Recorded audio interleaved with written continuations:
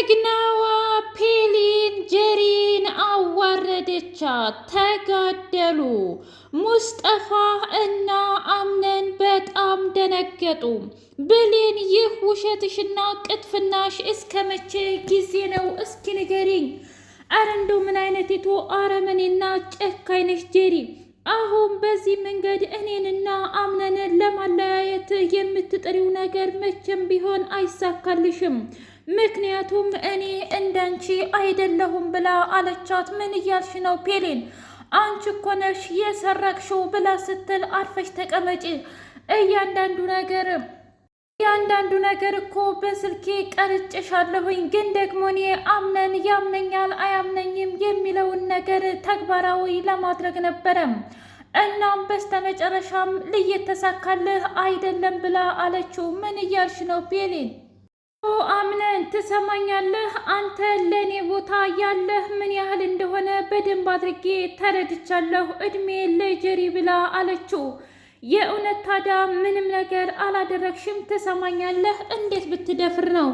እኔ እኮ ሌባ ቀጣፊ አይደለሁም። እዚህም ቤት እንዴት እንደመጣሁ በደንብ አንተ ጥንቅቅ አድርገህ ታውቃለህ። እና እኔ ፔልን የእናቴ ልጅ በፍጹም እንደዚህ አይነት ነገር እንደማላደርግ 100% እርግጠኛ መሆን አለብህ።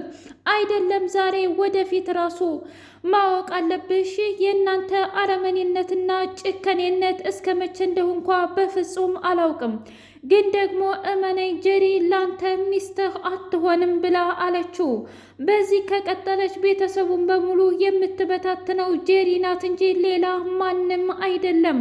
ግን ደግሞ እኔ ምንም ነገር አላደረግኩም፣ ምክንያቱም እኔ በራሴ የምተማመን ኩሩ ሴት ነኝ ብላ አለችው። እባክሽን ይቅርታ አድርጊልኝ ፔሊን፣ እኔ እኮ ስሜታዊ ነኝ፣ ስናደድ የማደርገውን ነገር አላውቅም ብሎ አላት። የሰው ልጅ ማንነቱ የሚለካው እኮ ሲናደዱ ነው ብላ አለችው። ምን ማለት ነው ደግሞ ይሄ? እመነኝ አምነን፣ ምክንያቱም ያንተንም ትክክለኛ ማንነት ያወቅኩት በአሁኑና በቅርቡ ነው። እናም አመሰግናለሁ ብላ አለችው። አንተ ለእኔ ያለ ቦታ እስከዚህ ድረስ ነው። እንዴት ነው ለአንድ ቁማጭ ጨርቅ ታነሳለች ብለህ ያልከው ብላ አለችው። እርግጥ ነው አንተ ክፍል መጥቼ ምናልባት ያንተን ልብስ አቅፌ ተኝቼ ይሆናል። እሱ ደግሞ ከምን ያመነጨ እንደሆነ በደንብ ታውቃለህ። ግን እኔ አልነካሁም ብላ አለችው። ሜርሲና ፔሊን ፊት ለፊት ተፋጠጡ። ትሰሚኛለሽ? አንቺ የምትፈልጊውን ነገር በሙሉ እኔ አላደርግልሽም። ግን ደግሞ የእውነት እንደዚህ ማስፈራራትሽን ከቀጠልሽ ምንም ማድረግ አልችልም። የፈለግሽውን ነገር አድርጊ ብላ አለቻት። ቆይ አንቺ ሴትዮ አታፍሪም እንዴ? ተሆኖ ባለትዳር እንደዚህ ማድረግ? ምን? አዎ እንደዚህ ማድረግ። ትሰሚኛለሽ? ለምን ብዬ ነው እኔ የማፍረው? ምን ማለት ነው ደግሞ ይሄ? ምክንያቱም አቶ አምነንን አፈቅረዋለሁ፣ እወደዋለሁ። ስለዚህ ማግጨበት ሳይሆን ወይም ደግሞ ማግጦብኝ ሳይሆን ይህ ትክክለኛ ስሜታችን ነው ሜርሲ። ስለዚህ ከፈለግሽ የፈለግሽውን ነገር ተናገሪ ብላ አስረግጣ ነገረቻት። እናት ዛሃራና ሜርሲ ሽንት ቤት ውስጥ ገብተው ጉዳቸው ፈላ፣ ተንተከተከባቸው። አቶ አምነን ሲመጣ በጣም ደንግጠው ምን እየሰራችሁ ነው እናንተ ሴቶች? እኔ ዝ በኒኞቹ እበሽቃለሁ፣ እናንተ ደግሞ ጭራሽ ሽንት ቤት ውስጥ። አረ እንደ ወይኔ ጉዴ! በቃ የቤቱ ሰው በሙሉ ሊያሳብደኝ ነው እንዴ ብሎ ሲል፣ እባክህ ልጄ እንደዚህ አታድርግ። እውነት ለመናገር ይች እብድ የሆነች ሴትዮ እኮ ናት እኔንም እዚህ ጣጣ ውስጥ ያስገባችኝ ብላ አለች። አረ እባክሽ፣ አረ ተይ ግደለሽም፣ ተይ እናት ዛሃራ ተይ። አንቺ ራስሽ አይደለሽም እንዴ? ትሰመኛለሽ ሜርሲ፣ አርፈሽ ተቀመጪ። የእውነት ውስጥሽ ያለውን ነገር እናገራለሁ ካልሽ እኔ የበለጥ በጣም ብዙ ነገር ነው የምናገረው። ግን ደግሞ አርፈሽ ብትቀመጪ ይሻልሻል ብላ ስትል፣ አረ እኔ ምን አገባኝ። ለማንኛውም ልጅ ያምነን በጣም ይቅርታ ላደረግነው ነገር ተገቢ እንዳላደለ አሁን ገብቶናል ብላ ጥርግ አለች። ሰላም ውድና የተከበራችሁ የትርሲቴ ሚዲያ ቤተሰቦች እንዴት ናችሁልኝ? ሁሉ ሰላም፣ ሁሉ መልካም። እኔ እግዚአብሔር ይመስገን ሰላም ነኝ፣ ደህና ነኝ። ለዚህ ቻናል አዲስ የሆናችሁ ሰብስክራይብ እያደረጋችሁ ቤተሰብ የሆኑ ነበር ቤተሰቦቼ ስለምትከታተሉኝ እጅጉን አድርጌ አመሰግናለሁ። እጅግ አጓጊውና አስተማሪው ድራማ እንደቀጠለ ይገኛል። አምነን ፔሊንን እግሯ ስር ተደፍቶ ይቅርታ ቢጠይቃትም እንኳ እሷ ግን ከነ ይቅርታ ገደል ግባሽ፣ እኔ መቼም ቢሆን ያንተ መሆን አልችልም ብላ አለችው። ምን እያልሽ ነው ፔሊን? አዎ ማንነትህን እስከማላውቅ ድረስ ነበረ። አሁን ግን ያንተ ትክክለኛ ማንነት ስለተጋለጠ ካንተ ጋር መጃጃል አልፈልግም ብላ አለችው። በሌላ በኩል ሙስጠፋና ጄሪ ትሰሚኛለሽ? ምን እያደረግሽ ነው? ለምንድን ነው የማትፋቻቸው? ብሎ አለ። ትሰማኛለህ? ከባሌ ራስ ላይ ወረድ ብትል ጥሩ ነው። አይ ካለች ደግሞ በቁማ ነው የምቀብራት ብላ አለች። አይ ጄሪ አንቺ እኮ አያልቅብሽ ወሬ። ምን ማለት ነው? ትሰሚኛለሽ?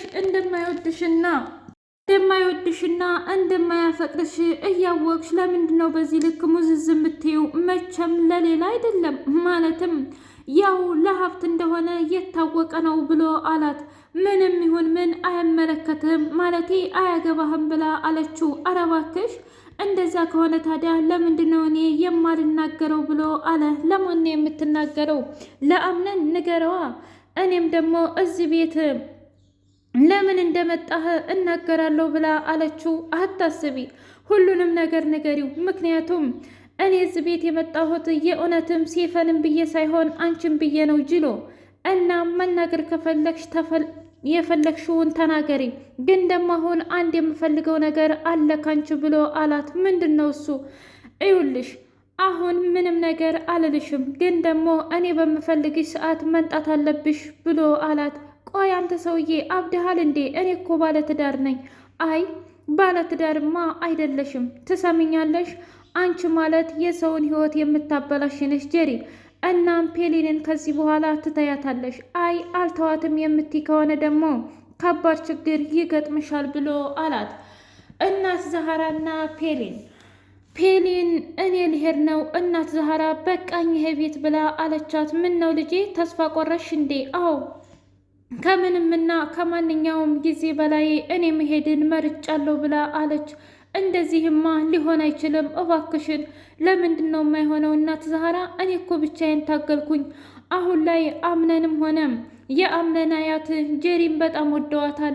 እነሱ የሚያስቡት ደስተኛ እንደሚሆኑ ነው። ስለዚህ እኔ ለምን እዚህ ይቀመጣለሁ? ማለቴ በትዳር መካከል ለምንድን ነው ወጥመድ ውስጥ የምገባው ብላ አለች። ለነገሩ እኮ ልክ ነሽ፣ ግን ደግሞ እኔሳ ብቻዬን ትተሽኝ ልትሄጂ ነው እንዴ? አይ እናት ዛህራ ታዲያ እስከ መቼ ድረስ ነው የእነሱን ስሜት እያዳመጥኩኝና የእነሱን ስሜት እያሰላሁ የምኖረው? የእውነቴን ነው ብልሽ በጣም ከብዶኛል፣ ማለቴ በጣምም አቅቶኛል። እንደዚህ ማድረግ እችል አልቻል አላውቅም፣ ግን ደግሞ እኔ መሄድን ነው የምመርጠው ብላ አለች።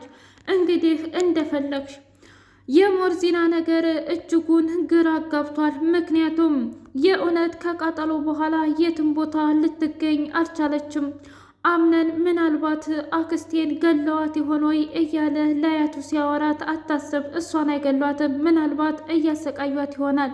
ግን ደግሞ አያቴ እስካሁን ድረስ ማወቅ እና መገንዘብ ያቃተኝ ማን ነው ጠላታችን የሚለው ነው ብሎ አላት። ልጄ ጥላትህ እኮ ምናልባትም ልብህ ስር ወይም ደግሞ አጠገብህ ስር ሊሆን ይችላል፣ የገዛ ወዳጅህም ሊሆን ይችላል ብላ አለችው። አረ በፍጹም እኔማ እንደዚህ አይነት ጥላት የለኝም ብሎ ሲል፣ እንዴት ታውቃለህ ልጄ? ማን ይሁን ማን፣ እንዲሁም ደግሞ ምናልባት የአባት ጥላቶች ወይም የእናት ጥላቶች እኮ ሊኖሩ ይችላሉ፣ ማለቴ እኛም ማናቀው። እናም እስከምናቅ ድረስ ዝም ብለን መቀመጥ አለብን ብላ አለችው። ለነገሩ ልክ ነሽ፣ ስለዚህ እኔም አርፌ እቀመጣለሁኝ ብሎ ሲል፣ አዎ አርፈህማ መቀመጥ አለብህ፣ ካልሆነ ከባድ ችግር ነው የምንፈጥረው ብላ አለችው። ጄሪ ፔሊንን ተፋጠጡ። ትሰሚኛለሽ? እባክህ ተወኝ እያለች ጄሪ ሙስጠፋን ስትለምነው ፔሊን ሁሉንም ነገር አወቀች። አንቺ አረመኔ ጨካኝ፣ ለካ አቶ አምነን ላይ ስትጫወትበት ነበር ማለት ነው። እና በባለፈው ያወራኝ እንደዛ ተሰባብሮ ሙስጠፋ ነበር። ይቺ ሀራምያ የእውነትም የራሷን ሌብነት ነው ወደ እኔ ልታመጣ የነበረው። እና ደግሞ ከዚህ በኋላ እኔ ፔሊን አይደለሁም አምነንን ከተፋታሁት ብላ ከባድ እርምጃ መራመዷን ቀጠለችበት። ሜርሲን ሳይቀር የፈለግሽውን ነገር አድርጊ፣ ግን ደግሞ አምነንን አልተወውም ምክንያቱም አፈቅረዋለሁ ብላ ግግም